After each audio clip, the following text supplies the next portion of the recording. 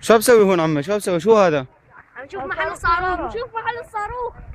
الله لا يوصل بالشر لساد. امين. وين نروح؟ صار لك كانوا بالمدارس ما شفنا الا ضربة الطيارة. شوية من ايش لك انا؟ بعد له بعد هيك. حتى اطفالنا لم تخف من الصواريخ التي يشرفها بشار الاسد.